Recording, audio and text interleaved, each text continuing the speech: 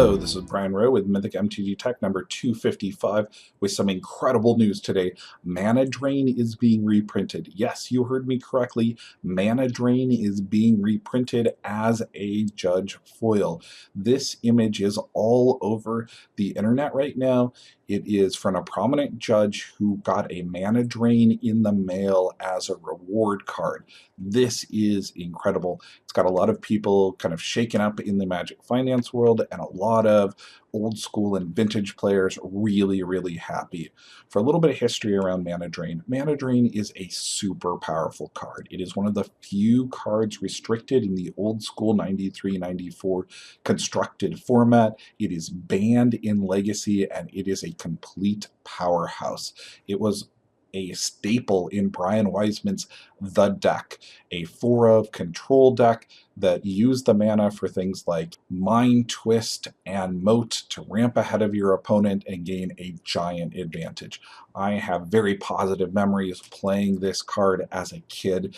It was really weirdly distributed in packs. There were A boxes and B boxes. So you could go through an entire case, which myself and one other friend did, of Legends and not see a single Mana Drain.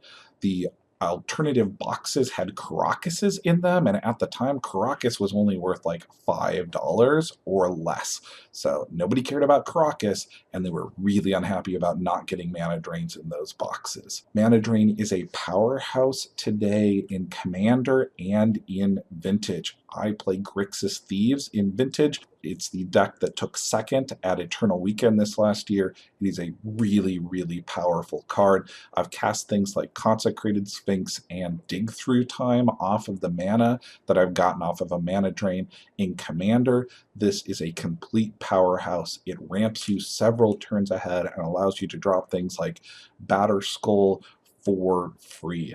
The altar here was done by Christy Nash. Very cool altar. This has shocked a lot of people because Mark Rosewater has said publicly that Mana Drain would not get a reprint unless all of R&D has been hit by a bust. Now, don't be concerned, R&D was not hit by a bust. The important part here is that Mana Drain was never on the reserve list, so this isn't a change of official policy. The Judge foils, they can reprint pretty much anything that is not on the current reserve list, and Mana Drain shows that nothing is off limits. Mark has a wonderful podcast. He's a very interesting person. I would definitely check out some of his stuff, and I would not hold this quote against him in any way. This was more rhetoric while giving a review, talking about reprinting it in a standard playable set. This was not an official statement of policy, and I understand why they decided to reprint this card as a Judge foil. Does this mean that we will see Foilmoxes? No, absolutely not. Although I would love to see these reprinted. My views are very well known. I did a video on the reserve list. I would be happy to see it abolished, but I've also come to live with the fact that it will never go away, and we will never see these wonderful old cards printed in paper again. What's this going to do to the value of Mana Drains? That's a really good question. That's what most people have been emailing me about today. It's going to drop the price of English and especially Italian Mana Drains in the short term. Long term, these are great cards. They are wonderful because of their playability in Commander, but short term there's going to be people liquidating their English Mana Drains specifically for Judge foils. I expect to see at least a 20% drop down to about 200, maybe 175 for the English. The Legends ones were as low as 103 earlier this week on SCG. I expect them to drop down to 85 and for everyone to take them off of their buy list. Buy list is really shows demand a lot more than the asking price, and the demand on the non-English is going to go way down short term. I also expect these to start at about $250 a piece, which may seem crazy high to some people or crazy low to others. The big comparison I've got here is with Force of Will.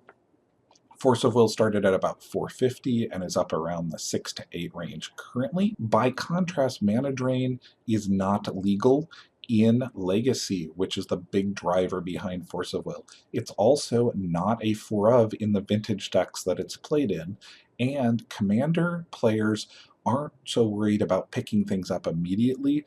They're happier to pick things up slowly over time. So the price increase for a Commander staple like this that sees a little bit of edge play in vintage is a much slower curve to increase than Force of Wills. Both great cards. I am actually going to trade for at least one, maybe two of these, but I don't expect them to shoot up the way that Force of Will did. For just 2 blue mana and tapping that subscribe button, you too can start the next turn with extra mana.